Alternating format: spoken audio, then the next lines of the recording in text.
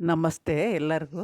ನೋಡಿ, ಇವತ್ತು ಸ್ವಲ್ಪ ಕಮೆಂಟ್ಗಳು ತೋರಿಸ್ತೀನಿ. ಈ ಥರ ಕಮೆಂಟ್ಗಳು ಬರೋದ್ರಿಂದನೇ ನಾನು ಇನ್ನೂ ವಿಡಿಯೋಗಳು ಹಾಕ್ತಾಯಿದ್ದೀನಿ.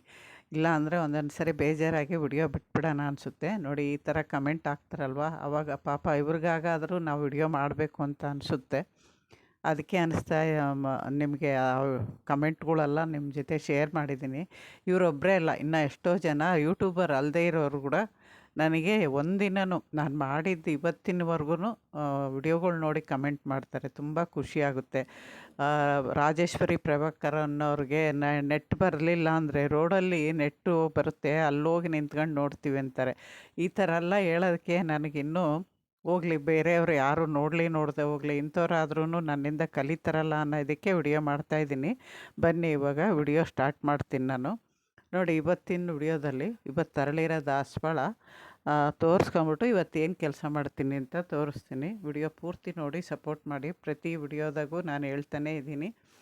ತುಂಬ ಜನ ಪೂರ್ತಿ ಅಲ್ಲ, ಕಾಲು ಭಾಗನೂ ನೋಡಿರಲ್ಲ. ಅದರಿಂದನೇ ಒಂದೊಂದು ಸರಿ ತುಂಬ ಬೇಜಾರಾಗುತ್ತೆ. ನಾವೆಷ್ಟೋ ಕಷ್ಟಪಟ್ಟು ವಿಡಿಯೋ ಮಾಡಿದ್ರೂ ನೋಡಲ್ವಲ್ಲ ಅನ್ನೋ ಬೇಜಾರಿಗೆ ಬೇಡ ಅನಿಸ್ಬಿಡುತ್ತೆ ಒಂದೊಂದು ಸರಿ. ಆದ್ರೂ ಮಾಡ್ತಾಯಿದ್ದೀನಿ ಅಂದರೆ ಅದೇ ಕಾರಣ.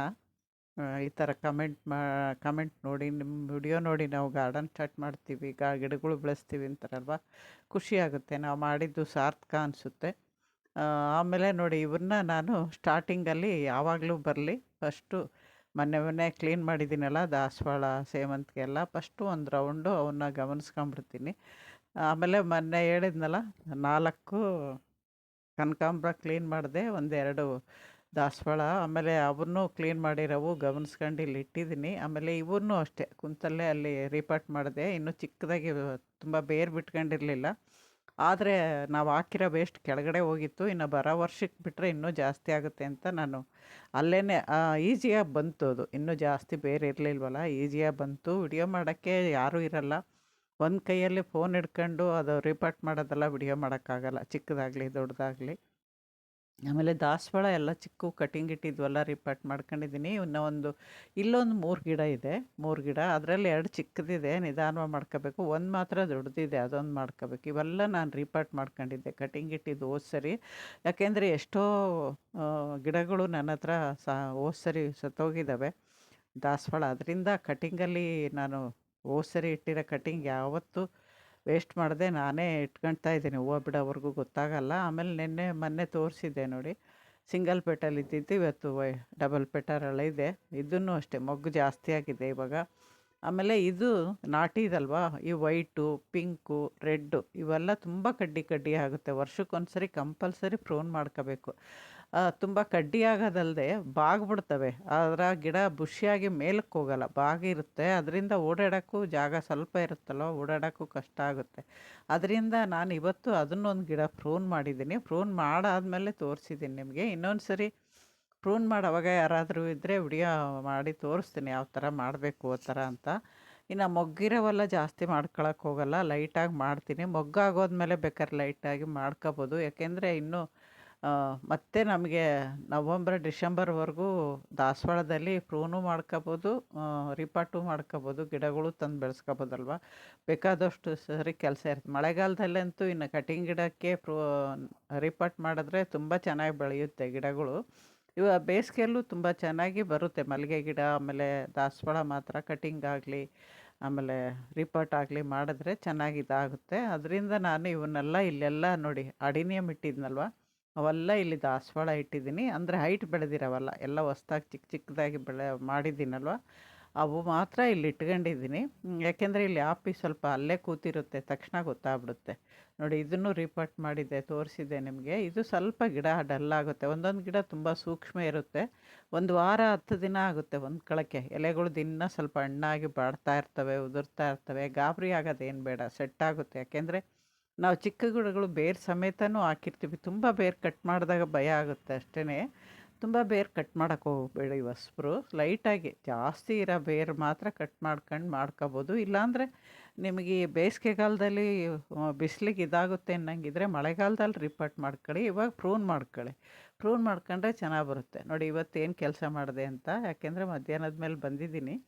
ಇಲ್ಲಿ 9 ದಾಸವಾಳ ಇದೆ. ಇದಾದಮೇಲೆ ನೆಕ್ಸ್ಟ್ ಸಾವಂತಿಗೆ ಇರೋದು. ಇವನ್ನ ಸ್ವಲ್ಪ 9 ಪಾಟ್ ಇದೆ, ಸಾರಿ 9 ಪಾಟ್ ಇರೋದ್ರಿಂದ ಇವನ್ನೊಂಚೂರು ಅಲ್ಲಲ್ಲೇ ಕುತ್ಕೊಂಡು, ದೊಡ್ಡ ಪಾಟು ಎತ್ತಿಟ್ಕೊಳಕ್ಕಾಗಲ್ಲ, ಅಲ್ಲೇ ಕ್ಲೀನ್ ಮಾಡೋಣ ಅಂತ ಮಾಡಿದ್ದೀನಿ. ನೋಡಿ ಅದರಲ್ಲಿ ಭೃಂಗರಾಜ ಎಷ್ಟು ಬೆಳ್ಕೊಂಬಿಟ್ಟಿದೆ ಅಂದರೆ, ಬೀಜ ಹಾಕಿರೋದು ಒಂದು ಗಿಡ ತಂದು ಹಾಕಿದ್ದು ನಾನು ಅಷ್ಟೇ. ಎಲ್ಲಿ ಬೇಕೋ ಅಲ್ಲಿ ಬೀಜ ಸಿಡ್ದಿದೆ, ಎಷ್ಟೆಷ್ಟು ದೂರಕ್ಕೆಲ್ಲ ಬೀಜ ಸಿಡಿದ್ಬಿಟ್ಟು ಇವಾಗ ಚೆನ್ನಾಗಿ ಬೆಳ್ಕೊಂಬಿಟ್ಟಿದೆ ಎಲ್ಲ ಕಡೆ.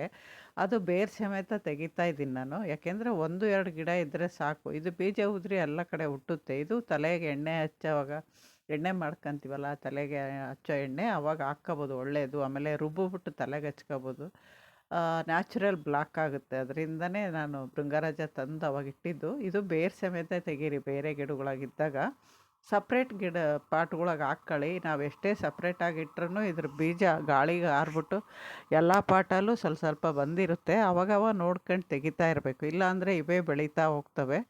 ನಾವು ಹಾಕಿರೋ ಗಿಡಗಳಿಗೆ ಬೆಳೆಯೋಕ್ಕೆ ಬೇರು ಇಳ್ಕೊಳಕ್ಕೆ ಜಾಗ ಇಲ್ದಂಗೆ ಆಗುತ್ತೆ. ಅದು ಅಲ್ಲದೆ ನೋಡಿ, ಇದು ಡಬಲ್ ಪೆಟ್ಟಲ್ಲಿ ಎಲ್ಲೋ ಅದು ಸ್ವಲ್ಪ ರಿಪಟ್ ಮಾಡಿ ಇಟ್ಟಿದ್ದೆ ನಾನು, ವೇಸ್ಟು ಎಲ್ಲ ಹಾಕಿ ಮಾಡಿಟ್ಟಿರ್ತೀನಲ್ಲ, ಕೆಳಗಡೆ ಹೋಗ್ಬಿಟ್ಟಿದೆ ಮಣ್ಣೆಲ್ಲ ಇವಾಗ. ಯಾಕೆಂದರೆ ಹಾಕಿರೋ ವೇಸ್ಟು ಕೆಳಗಡೆ ಗೊಬ್ಬರ ಆಗೋಗಿ ತಳಕ್ಕೆ ಹೋಗ್ಬಿಟ್ಟಿರುತ್ತಲ್ವ ಮಣ್ಣು. ಅದಕ್ಕೆ ಇವಾಗ ಈಗ ವೇಸ್ಟಿಗೆ, ಇದು ವೇಸ್ಟು ಅಂದರೆ ಇವಾಗ ಅದರಲ್ಲಿ ಬೆಳೆದಿರೋ ಕಳೆ ಎಲ್ಲ ತೆಗೆದುಬಿಡ್ಬೇಕು. ನಮಗೆ ಬೇಡದೇ ಇರೋ ಗಿಡ ಇದ್ದರೆ ಅಲ್ಲಿ ಎಲ್ಲ ತೆಗಿಬೇಕು, ಬೇರು ಸಮೇತ ತೆಗೀರಿ. ಆದಷ್ಟು ಸ್ವಲ್ಪ ನಿಧಾನ ಆದರೂ ಪರವಾಗಿಲ್ಲ, ಒಂಚೂರು ಅಗದ್ಬಿಟ್ಟು ತೆಗೆದ್ರೆ ಬೇರು ಸಮೇತ ಬರುತ್ತೆ. ಒಂದೊಂದು ಸರಿ ಬೆಳಗ್ಗೆ ನೀರು ಬಿಟ್ಬಿಟ್ರೆ ಮಧ್ಯಾಹ್ನ ಅಥವಾ ಸಾಯಂಕಾಲಕ್ಕೆ ಸ್ವಲ್ಪ ಮಣ್ಣು ಹಸಿ ಇರುತ್ತಲ್ವ, ಆವಾಗ ಬೇರು ಸಮೇತ ತೆಗಿಯೋಕ್ಕೆ ಈಜಿ ಆಗುತ್ತೆ. ಆವಾಗ ಬೇರು ಸಮೇತ ತೆಗೆದು ನೀವು ಗೊಬ್ಬರ ಮಣ್ಣು ಕೊಟ್ಟರೆ ಇವಾಗ ದಾಸವಾಳ ತುಂಬ ಚೆನ್ನಾಗಿ ಬಿಡುತ್ತೆ. ನಾನು ಇವತ್ತು ಎಷ್ಟು ಪಾಟ್ ಆಗುತ್ತೋ ನೋಡ್ತೀನಿ. ಇವನ್ನೆಲ್ಲ ತೆಗಿತಾ ಇದ್ದೆ, ಅಷ್ಟರೊಳಗೆ ಒಬ್ರದ್ದು ಫೋನ್ ಬಂತು. ಈ ಗಿಡದ್ದು ನಾನು ಕ್ಲೀನ್ ಮಾಡೋದೊಂದೇ ತೋರಿಸಿದ್ದೀನಿ. ನೆಕ್ಸ್ಟ್ ಗಿಡ ಕ್ಲೀನ್ ಮಾಡಿ ಗೊಬ್ಬರ ಹಾಕೋದು ಎಲ್ಲ ಪಾಟ್ಗಳು ಅದೇ ಥರ ಮಾಡಿರೋದು. ಅಂದರೆ ಈ ಗಿಡ ಮಾಡೋವಾಗ ಒಂದು ಫೋನ್ ಬಂತು, ಅದರಿಂದ ಫೋನ್ ಮಾಡೋಕ್ಕೆ, ಅದು ನಮ್ಮ ಫಾಲೋವರೇ ಮಾಡಿದ್ದು. ಹೆಂಗಿದ್ದೀರಮ್ಮ ಅಂತ ಮಾಡಿದರು, ಮಮತಾ ಅನ್ನೋರು. ಅವ್ರ ಹತ್ರ ಸುಮಾರು ಒಂದು 20 ನಿಮಿಷ ಮಾತಾಡೋಷ್ಟೊತ್ತಿಗೆ ನಾನು ಒಂದೇ ಕೈಯಲ್ಲಿ ಫೋನ್ ಹಿಡ್ಕೊಂಡು ಮಾತಾಡ್ಕೊಂಡೇ ಈ ಕೆಲಸ ಮಾಡಿದೆ. ಆಮೇಲೆ ಅದನ್ನು ಗೊಬ್ಬರ ಹಾಕೋದು ತೋರಿಸ್ಲಿಲ್ಲ. ಅದಾದಮೇಲೆ ಎಲ್ಲ ಮಾಡಾದಮೇಲೆ ನಿಮಗೆ ತೋರಿಸ್ತಾ ಇದ್ದೀನಿ ನೋಡಿ. ಯಾಕೆಂದರೆ ಮಾತಾಡಿಕೊಂಡು ಸಪ್ರೇಟ್ ಸುಮ್ಮನೆ ಕೂತಿದ್ರೆ ಟೈಮ್ ವೇಸ್ಟು ಅಂತ ನಾನು ಒಂದು ಕೈಯಲ್ಲಿ ಫೋನಲ್ಲಿ ಮಾತಾಡ್ಕೊಂಡೇ ಕೆಲಸ ಮಾಡ್ತಾಯಿದ್ದೆ. ಅದರಿಂದ ವಿಡಿಯೋ ಮಾಡೋಕ್ಕಾಗಲಿಲ್ಲ. ನೋಡಿ, ಇದೊಂದು ಲಾಸ್ಟ್ದು ಒಂಚೂರು ತೋರಿಸ್ತೀನಿ ಕ್ಲೀನ್ ಹೆಂಗಿಂದ. ಇದು 9ನೇ ಪಾಟು. ಇಲ್ಲಿ ಸ್ವಲ್ಪ ಬೇರೆಲ್ಲ ಜಾಸ್ತಿ ಆಗಿತ್ತು. ಆಮೇಲೆ ಆ ಬೇರೆಲ್ಲ ಕಟ್ ಮಾಡಿ ತೆಗೆದಿದ್ದೀನಿ. ತೆಗೆದ್ಬಿಟ್ಟು ನೋಡಿ ಇವಾಗ ಫಸ್ಟ್ ಗೊಬ್ಬರ ಹಾಕ್ತಾಯಿದ್ದೀನಿ. ಇದಕ್ಕೂ ಒಂದು ಸ್ವಲ್ಪ ಮಣ್ಣು ಹಾಕ್ತೀನಿ. ಆ ಮಣ್ಣು ಹಾಕೋದು ಸ್ವಲ್ಪ ಆವಾಗ ಅವಕ್ಕೆಲ್ಲ ಹಾಕೋದು ಮಿಸ್ ಆಗೋಗಿದೆ. ಗೊಬ್ಬರ ಹಾಕೋದು, ಮಣ್ಣು ಹಾಕೋದು ಎಲ್ಲದಕ್ಕೂ ಸಮವಾಗಿ ಮಣ್ಣು ಹಾಕಿದ್ದೀನಿ. ಇವಾಗ ಬೇಸಿಗೆ ಬರೋದ್ರಿಂದ ಬೇರು ಬೇಗನೆ ಒಣಗಿಬಿಡುತ್ತೆ. ಕೆಳಗೆ ಮಣ್ಣಿದ್ದರೆ ಸ್ವಲ್ಪ ಮೇಲ್ಗಡೆ 1-1.5 ಇಂಚು ಬಿಟ್ಟು ಅಲ್ಲಿವರೆಗೂ ನಾವು ಮಣ್ಣು ಹಾಕಿದ್ರೆ, ಮಣ್ಣು ಜಾಸ್ತಿ ಇದ್ದಾಗ, ತೇವಾಂಶ ಜಾಸ್ತಿ ಇದ್ದಾಗ ಬೇಸಿಗೆಯಲ್ಲಿ ಗಿಡಗಳು ಒಣಗಲ್ಲ. ಅದರಿಂದ ಯಾವ್ಯಾವ ಪಾಟಲ್ಲಿ ಮಣ್ಣು ಕಮ್ಮಿ ಇದೆಯೋ ಸ್ವಲ್ಪ ಮಣ್ಣಿಗೆ ಕೋಕೋಪಿಟ್ಟು ಗೊಬ್ಬರ ಬೆರೆಸ್ಬಿಟ್ಟು ಇವಾಗ ಮಣ್ಣನ್ನು ಜಾಸ್ತಿ ಪಾಟ್ಗಳಿಗೆ ಹಾಕೋದ್ರಿಂದನೂ ನಮಗೆ ಬೇಸಿಗೆಯಲ್ಲಿ ಗಿಡಗಳನ್ನ ಕಾಪಾಡ್ಕೊಳಕ್ಕಾಗುತ್ತೆ. ಯಾಕೆಂದರೆ ಸ್ವಲ್ಪ ಮಣ್ಣಿದ್ದಾಗ ನಾವು ನೀರು ಹಾಕಿದ್ದು ಸ್ವಲ್ಪ ಇದ್ದು ಬೇಗನೆ ಒಣಗಿಬಿಡುತ್ತೆ. ಸ್ವಲ್ಪ ಮಣ್ಣು ಜಾಸ್ತಿ ಇದ್ದಾಗ ನೀರೂ ಜಾಸ್ತಿ ಇಡುತ್ತೆ, ಒದ್ದೆನೂ ಜಾಸ್ತಿ ಹೊತ್ತಿರುತ್ತೆ. ಅದರಿಂದ ನೀವು ಗಮನಿಸ್ಕೊಳ್ಳಿ, ಯಾವ್ಯಾವ ಪಾಟಲ್ಲಿ ಮಣ್ಣು ಕಮ್ಮಿ ಇದೆಯೋ ನೋಡಿ ಸ್ವಲ್ಪ ಅಗದ್ಬಿಟ್ಟು, ಬೇಡದೇ ಇರೋ ಗಿಡ ತೆಗೆದ್ಬಿಟ್ಟು ಸ್ವಲ್ಪ ಮಣ್ಣು ಗೊಬ್ಬರ ಎಲ್ಲ ಮಿಕ್ಸ್ ಮಾಡಿ 1 ಇಂಚು 1.5 ಇಂಚು ಪಾಟಿಗೆ ಮೇಲೆ ಕಮ್ಮಿ ಇರಂಗೆ ಮಾಡಿ ತುಂಬ ಹಾಕಿ. ಆವಾಗ ಮಣ್ಣು, ಆವಾಗ ಗಿಡಗಳು ಸರ್ವೈವಲ್ ಆಗುತ್ತೆ. ಇಲ್ಲ ಅಂದರೆ ಮಣ್ಣು ಬೇಗನೆ ಒಣಗಿ ಗಿಡಗಳು ಸಾಯೋ ಚಾನ್ಸ್ ಇರುತ್ತೆ. ತುಂಬ ಬೇಸಿಗೆ ಅಂತ ಹೇಳ್ತಾ ಇದ್ದಾರೆ ಇವಾಗ. ಅದಾದಮೇಲೆ ಬೇಸಿಗೆಗಾಲದಲ್ಲಿ ಏನೇನು ಕೇರ್ ತೊಗೋಬೇಕು ಅಂತ ನೆಕ್ಸ್ಟು ನಾನು ಮಾಡಿದಾಗೆಲ್ಲ ನಿಮಗೆ ವಿಡಿಯೋ ಮಾಡಿ ಶೇರ್ ಮಾಡ್ತೀನಿ. ನೋಡಿ, ಇವಿಷ್ಟು 9 ಪಾಟ್ ಇತ್ತು, 9 ಕ್ಲೀನ್ ಮಾಡಿದೆ ನಾನು.